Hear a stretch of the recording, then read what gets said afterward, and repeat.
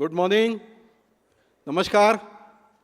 I welcome you all to this 31st International Management Conclave of Indore Management Association. Friends, Bharat आज से 700 वर्ष पूर्व तक विश्व गुरु था। टेक्नोलॉजी में, बिजनेस में और रिसोर्सेस में हम टॉप पर थे। अब पुनः इस अमृत काल में हमारे राष्ट्र के पुनरुत्थान का समय आ गया है और हम सब इस कॉन्क्लेव में इस लक्ष्य को पाने के तरीकों पर विचार करेंगे। इसीलिए इसकी थीम है unlocking global potential, shaping the future of Bharat. May I request AV team to play the IMA's coat of arms.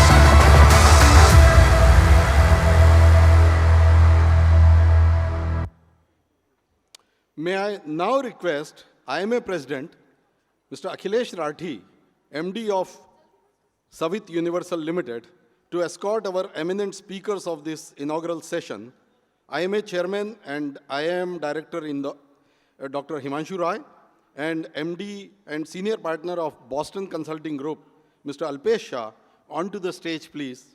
And before they set on the stage, we request them to start lamp lighting proceeding. I also request Mr. Satish Gupta, DGM State Bank of India, to join for the lamp lighting. Also request Mr. Manoj Jain, MD Sriram Group, Sriram Life Insurance, to join for lamp lighting. And also Mr. Ashok Jain, MD of Arihant Capital, to join for the lamp lighting ceremony, please.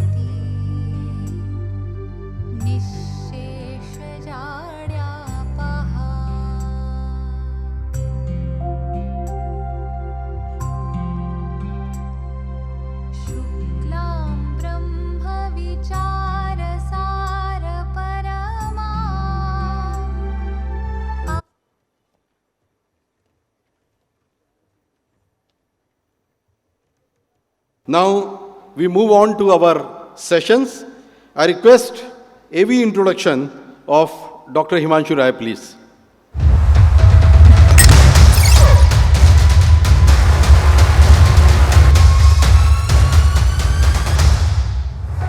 Professor Himanshu Rai is the director of IIM Indore Under his leadership, IIM Indore got the Triple Crown accreditation of AMBA, ASCSB and EQUIS. He has been the Dean of SDA Bocconi India Campus, Professor at SDA Bocconi Milan and has taught at IIM Lucknow and XLRI. His profile includes a stint of over 8 years at Tata Steel. He is an alumnus of IIM Ahmedabad and KREC Surathkal. His book titled Negotiation, published by McGraw-Hill Education, is a bestseller, and his TEDx talk on ethical leadership, Lessons from the Vedas, won him several accolades the world over. His latest book, titled Organizational Behavior, is co-authored with Stephen McShane and Mary N. Von Dino. He has trained over 25,000 professionals, both in the government as well as private sector, in negotiations and leaderships. Himanshu is the chairperson of the Advisory Board of Durban University of Technology Business School, South Africa, and member International Advisory Board, ESC Clermont Graduate School of Management, France. He is an independent director on the boards of several companies and advisor to several startups. Himanshu also practices and teaches yoga and considers the Himalayas his spiritual abode, passionate about mountaineering and trekking. Ladies and gentlemen, please put your hands together to welcome Dr. Himanshu Rai. Thank you. Dr. Himanshu Rai, sir, please be the opening batsman of this conclave and address the gathering on our conclave theme. Thank you.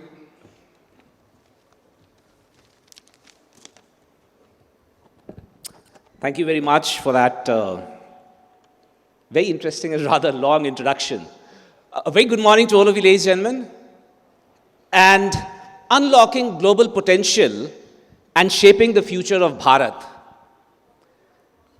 I think even before I begin talking on this particular issue, I'm going to make 5 predictions about where would India be in 2047. So do note them down. I'm sure somebody is keeping a record of it. Do note them down and then hold me accountable as to where India is going to reach, according to me, in 2047. India will become the second largest economy by 2047. India will be a major hub for information technology, biotechnology, and renewable energy. India will be super advanced in healthcare, driven by artificial intelligence and telemedicine. And what it really means is that we would have a massively improved life expectancy of the people of Bharat.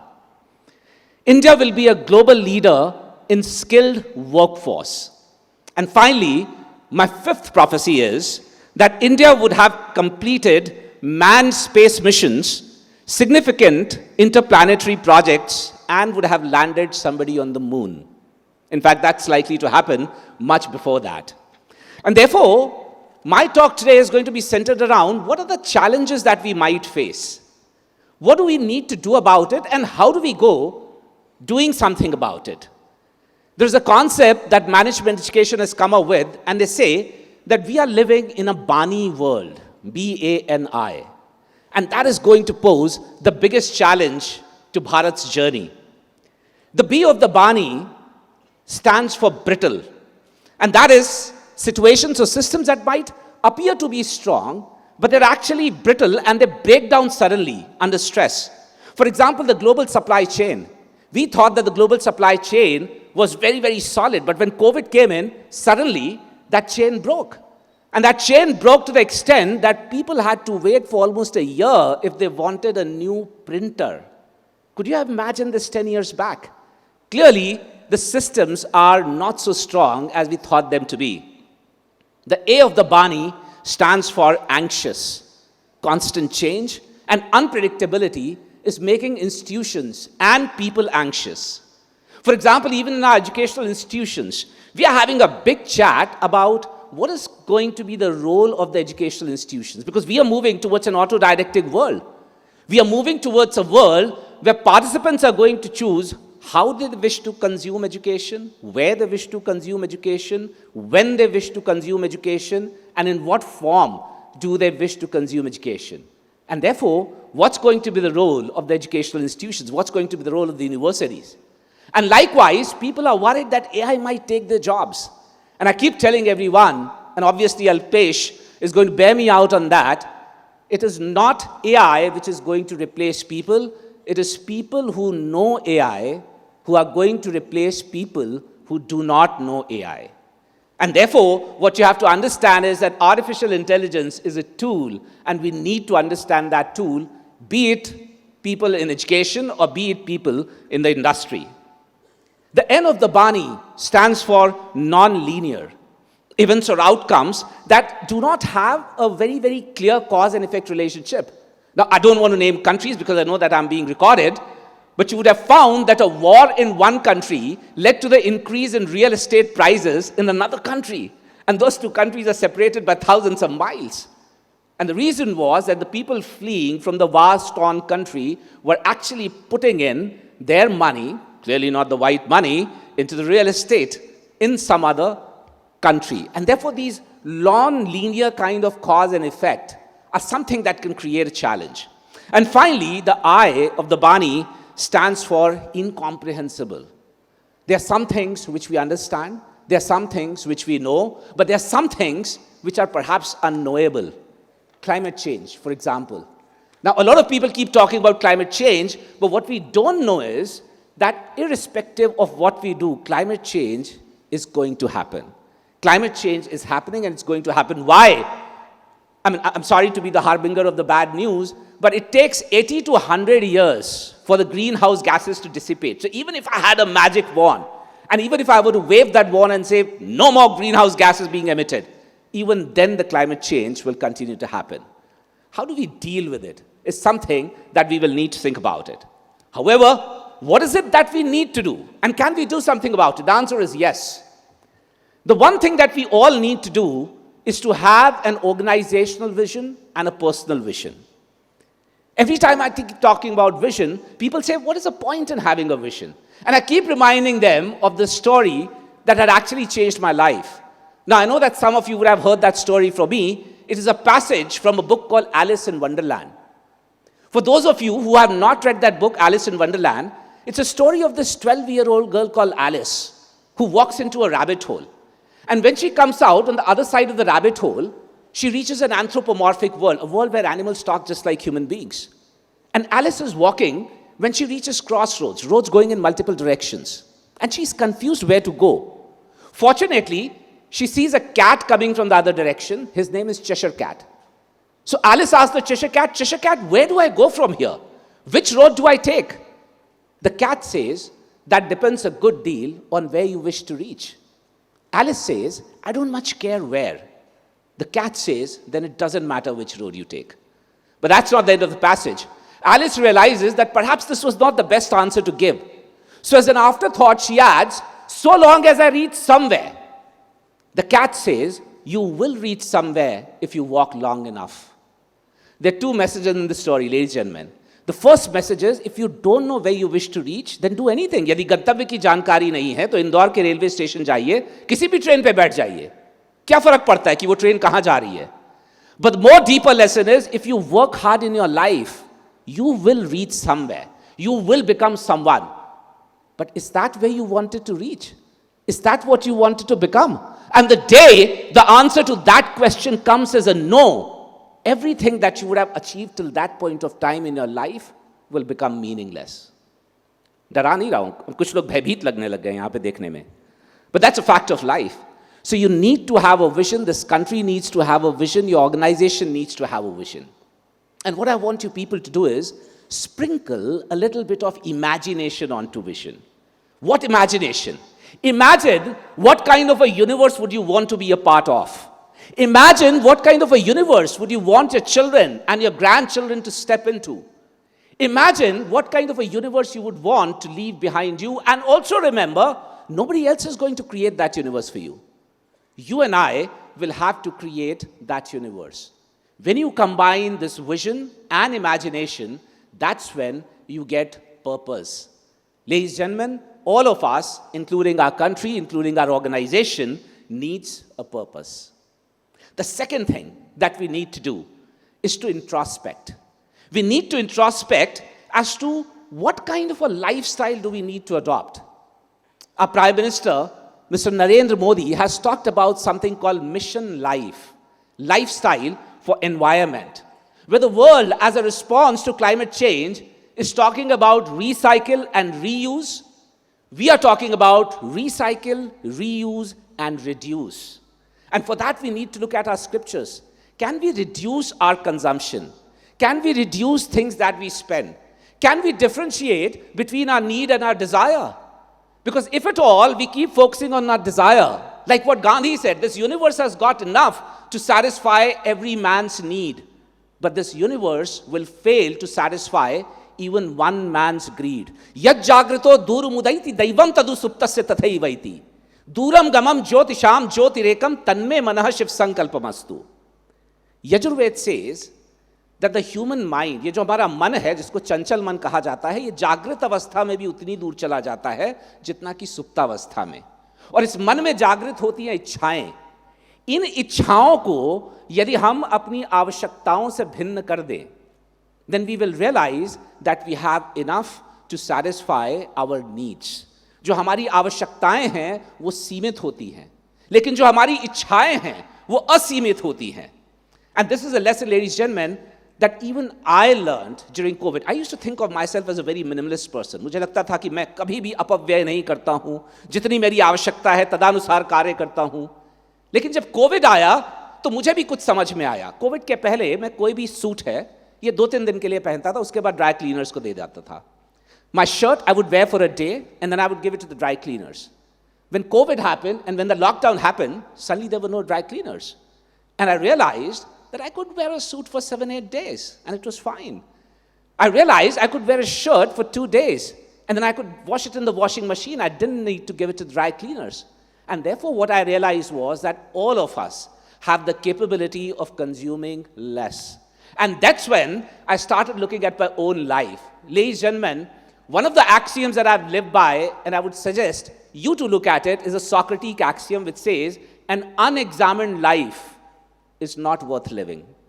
I repeat, an unexamined life is not worth living. You should always try and examine what you're doing, why you're doing, and can you do things better. उदाहरण के तौर पे जब उसके बाद मैंने और विचार करना आरंभ किया तो मुझे पता लगा कि यदि मैं शावर की जगह बाल्टी और मग का प्रयोग करूं तो मैं पानी कम खर्च कर रहा हूं. और यही नहीं, उसके बाद मैंने एक और चीज देखी कि यदि मैं अपना मग छोटा कर दूं तो पानी और भी कम हो रहा है. क्योंकि क्या होता है कि पहले 3-4 मग हम ऐसे ही डाल देते हैं हुड़ हुड़ हुड़ हुड़ करके, जिसकी आवश्यकता वैसे नितांत नहीं होती है. And therefore, even if you use a smaller mug and you use a bucket and a mug, you will consume less water. Indore is reeling under a water crisis right now because of the Narmada pipeline which has broken down. And therefore, please remember, we will have to make sure that we do our bit. Each and every individual sitting over here has to do his or her bit to make sure that we unlock the potential that this great country of ours has. The third thing that we need to do is to discover. And what do we need to discover? The first thing that we need to discover is ourselves. Who am I? Who are you? What is your true identity? And it's important to understand what your true identity is. Why? When I was introduced, the first thing that was said in that AV is that this is Himanshu Rai, the director of IIM Indore. Please note, that's my most superficial identity. Why? Because it is drawn from a designation that I have. Now, there is a clear and present danger if you start associating your identity with your designation. It's okay if the world calls me the director of IIM Indore, but it's not okay if I start thinking of myself as director of IIM Indore being my only true identity. Why? More often than not, we tend to associate our self-respect and our self-worth with our identity. Now, look at this connection. If I'm drawing my identity from my designation, and if I'm drawing my self-respect from my identity, the day the designation goes, so will my self-respect. So will my self-worth. I'm not going to be the director of IIM Indore forever. It's a 5-year tenure. And my board was crazy enough to give me another 5 years, but that's it. They cannot give it to me more than that. The law doesn't allow them. So after 5 years, I'm not going to be the director. And therefore, I need to draw my identity from something deeper. Where do I get my motivation from? The Pandavas and the Kauravas have finished their education in the ashrams of Drona and Krip, and now they are going back to the palace. परंतु राजमहल के अंदर जाने से पहले उन्हें एक रंग भूमि में जाना होता था, और रंग भूमि में घुसने से पहले उनको अपना परिचय देना होता था. So they go in the order of seniority. Yudhishthir goes in first and says, मैं भीष्म का पौत्र, गांधारी और धृतराष्ट्र का भतीजा, पांडु और कुंती का पुत्र, blah blah blah blah blah blah. Yudhishthir. Bhim goes in and again gives a very long introduction. मैं A B C D E F K K G. Bhim. Arjun goes in and says, मैं द्रोण शिष्य Arjun. And he enters. And Vidur says, Parth, क्या तुम्हारा यही परिचय है? And Arjun says, the point of time in my life that I find myself in, this is my only relevant identity. And if you have watched the Mahabharata, of course, thereafter the camera pans on to all the old wise men of the Mahabharata days, and all of them are doing, thereby saying that what Arjun said was right. And therefore, ladies and gentlemen, you have to draw your identity from something deeper. So if any of you ask me, who are you? I'll say I'm a teacher. Or I'll say I'm a mountaineer. Because those are the two things from where I draw my passion from. Those are the two things that make me truly happy. And therefore, find out what is your true identity. And once you have found that out, find out what is your relationship with the universe around you. Why is that important? Because one of the things that it does is, the moment you find out your relationship with someone, you automatically know what your responsibility is. If I know that this is my father, I automatically know what my responsibility is. If I know that this is my student, I automatically know what my responsibility is. Understanding the relationship is extremely important. I urge you to find your relationship with air, find your relationship with water, find your relationship with plants, find your relationship with animals. Om Dyau Shanti, Antariksham Shanti, Prithvi Shanti, Rapa Shanti, Roshadaya Shanti, Vanaspataya Shanti. Find out your relationships with each of these, because the moment you find out your relationship, you will also find out what is your responsibility towards water, what is your responsibility towards air, what is your responsibility towards plants, towards trees, towards animals. And that is what we need to do to make a Viksit Bharat. The final thing that I want to address is, how do we do it? And the first thing in there is, develop fortitude. अपने अंदर निर्भयता लाइए. We need to learn as a country, as a culture. One of the things I've always said is the biggest weakness of our country and biggest weakness of our culture is that we don't appreciate failure. We don't appreciate failure. We don't like failure. We look down upon people who fail. Please understand, till such time that we started appreciating failure, we will never have an Apple coming in from India. We will never have a Facebook coming in India. We will never have a Microsoft coming out of India. We need to appreciate failure. We need to get over the fear of failure. Because remember one thing, you will fail if you're trying something new.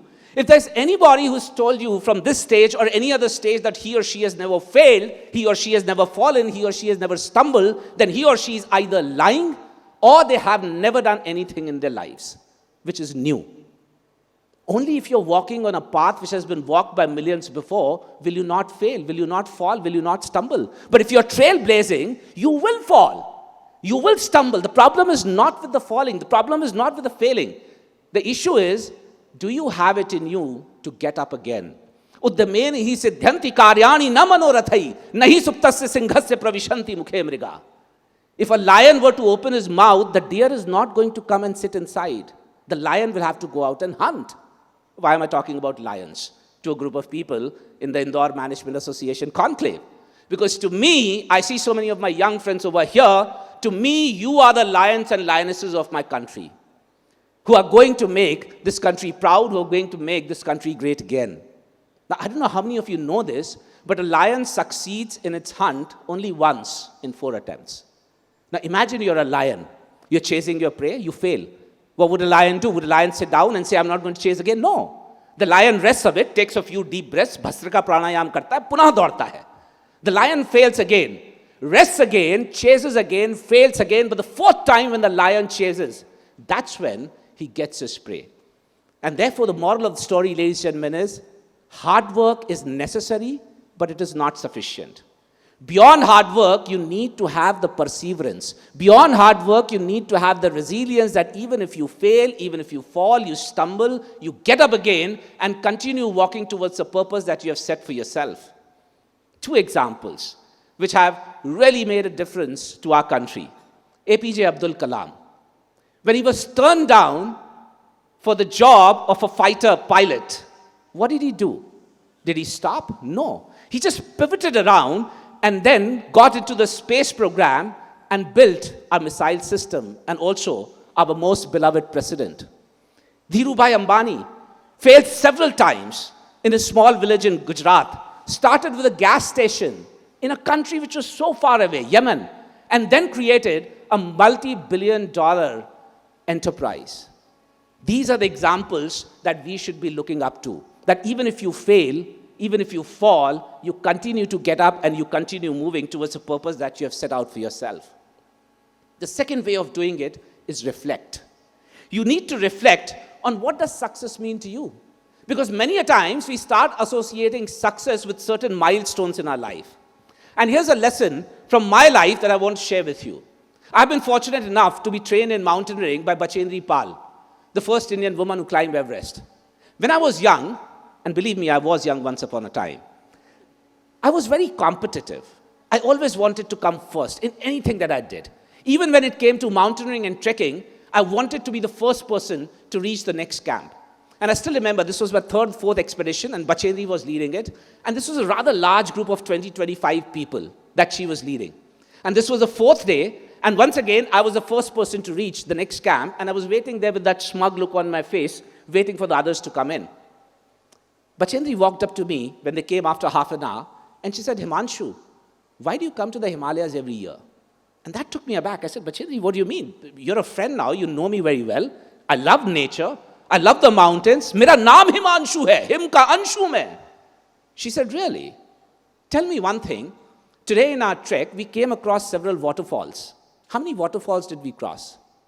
I said, I do remember waterfalls, but I can't recall how many. She said, okay, we saw several varieties and colors of buttercups. Now, buttercups are these tiny flowers which come in multiple colors, blue, green, yellow, orange, red, and they're tenacious flowers. So tenacious that even if it has snowed over, the moment the snow melts, the first thing that comes out is a buttercup. And I said, I do remember seeing buttercups, but for the love of my life, I can't recall what all colors. And she said, and you still say you come here for nature. And I realized that I was so obsessed about reaching the top that I'd completely forgotten that the joy lay in the journey. And much to my horror, I realized I was doing the same thing with my freaking life. I was so obsessed about the milestones in my life that I'd completely forgotten that life was what was happening to me between those milestones. And therefore, ladies and gentlemen, please remember what matters is the here and now. This moment, when I'm talking to you and you're listening to me, this moment when we will be listening to a galaxy of wonderful speakers is the moment that matters. That is what matters, being in the here and now, and we have to define our success in our own unique ways depending on where we are. That is the reflection I want you to do. Many people say, okay, I'm going to do my reflections once I retire. Please note, it doesn't matter then. Why does it not matter? I'm sure a lot of you are interested in music. What is a melody? Melody is a collection of notes. But tell me one thing, can you ever create a melody if you do not insert silences between the notes? No, you can't. If you don't insert silences, what you will get is a cacophony. You can never get a melody. Likewise, a life which is just full of action is a cacophonous life. You need to take pauses in your life and reflect and introspect to be able to make sure as to why you're doing whatever it is that you're doing. And finally, the last thought that I leave you with, ladies and gentlemen, is make the right choices. Make the right choices. And what do I mean by that? Always remember, there are some things which you cannot control, but there are some things which you can control, and they are a matter of your choice. Getting angry on someone is natural. Staying angry is a choice. Disliking someone for something that the person did or did not do is natural. Nurturing hatred for a person or a community is a choice. Feeling guilty about something that you did or did not do is natural. But beating yourself up over it for the rest of your life, that's a choice. Ladies and gentlemen, make the right choices. And make the right choices not because of what you will get out of it. Make them because they are the right choices. I leave you with chapter 2, shlok 47 of Gita. Everyone knows the first line. Karmane vadikaraste ma phaleshu kadachan. I want you to focus on the first part of the second line. Ma karmfal heturbhu ma te sangos akarmani. Ma karmfal heturbhu. Don't do something for the sake of what you will get out of it. Do it because it's a right thing to do. Don't take care of your children so that they will take care of you when you become old. Do it because it's a right thing to do. Don't take care of your parents so that they will leave your name on the will before passing away. Do it because it's a right thing to do. Ladies and gentlemen, the past may have belonged to those leaders who did things well, but the future will belong to those leaders who not only do things well, but also do the right things. Thank you very much.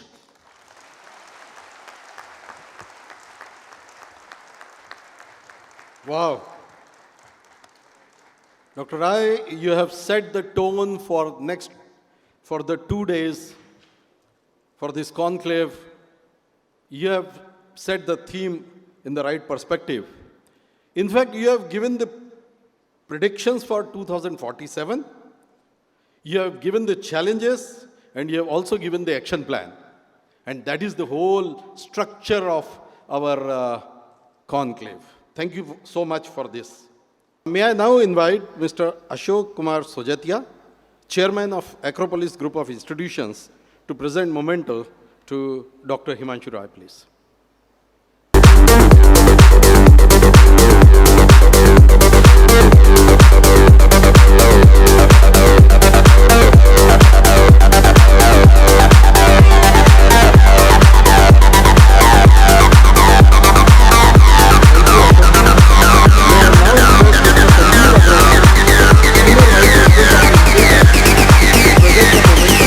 To Mr. Alpesh Chandra.